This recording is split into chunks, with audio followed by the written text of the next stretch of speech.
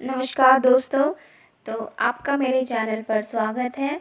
और आज की हमारी कहानी है किस्मत भगवान जब भी देता है छप्पड़ फाड़ कर देता है।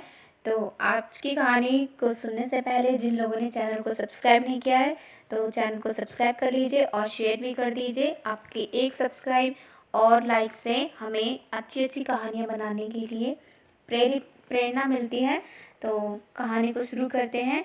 एक गांव में रामू नाम का एक सीधा साधा गरीब किसान रहता था। उसका हर काम भगवान भरोसे चलता था। एक बार वह गाय बेचने के लिए हाट में जा रहा था। रास्ते में वह आराम करने के लिए एक पेड़ के नीचे रुका और गाय को पेड़ से बांधकर पेड़ के नीचे आराम करने के लिए लेट गया। तभी एक गिरगिट पर उसकी नज़र पड़ी। गिरगिट अपने स्वभाव के अनुसार अपनी मुंडी ऊंची नीची करने लगा। रामू ने समझा कि यह मेरे मन की बात को ताड़ गया है और यह गाय खरीदना चाहता है। यही सोचकर उसने गिरगिट से कहा, क्यों रे, क्या है? गिरगिट ने अपने स्वभाव के अनुसार मुंडी फिर हिलाई। रामू ने अर्थ लगाया कि यह गाय लेने का इशारा कर रहा है। रामू बोला, गाय लेगा? 30 रुपए की है। गिरगिट ने फिर मुंडी हिलाई। रामू समझा कि यह हाँ कर रहा है। रामू ने सोचा कि हाट बाजार में कहाँ भटकता रहूँगा, गाय इसे ही बेच देता हूँ। रामू ने पूछा, आज रुपए देगा कि कल? गिरगिट ने फिर मुंडी हिलाई। उसने जो समझा वह यह था, अच्छा कल देगा। चलो कोई बात नहीं भाई, कल दे देना। फिर वह गाय को वहीं छोड़कर घर की तरफ लौट आया। रामू घर आया तो उसकी पत्नी ने पूछा, क्या गाय बेच आए? कितने रुपए में बिकी? लाओ पैसे दे दो। इतने प्रश्नों के उत्तर में रामू ने कहा, एक गिरगिट को 30 रुपए में बेच दी है, पैसे कल देगा। उसकी पत्नी ने पूरी बात सुनी तो वह दंग रह गई।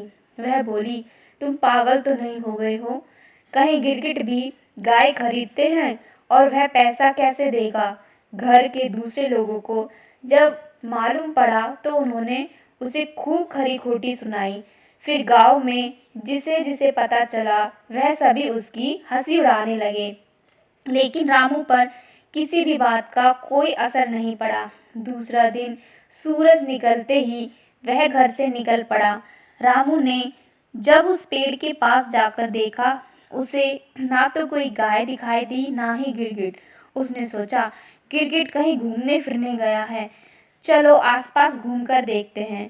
थोड़ी देर बाद उसने देखा कि एक झाड़ी के नीचे बैठा गिरगिट अपनी मुंडी हिला रहा था।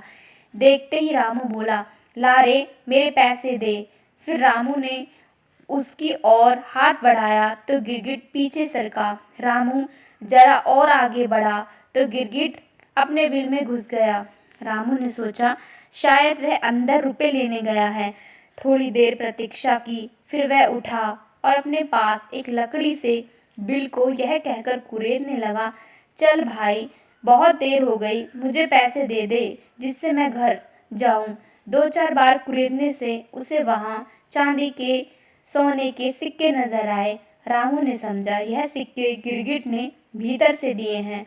उसने एक एक करके 30 सिक्के गिनकर निकाल लिए। तभी वहां एक मटकी दिखाई दी, उसमें और भी सिक्के थे, लेकिन केवल 30 सिक्के ही निकाले और बोला, देख ले भाई, 30 रुपए ही लिए हैं।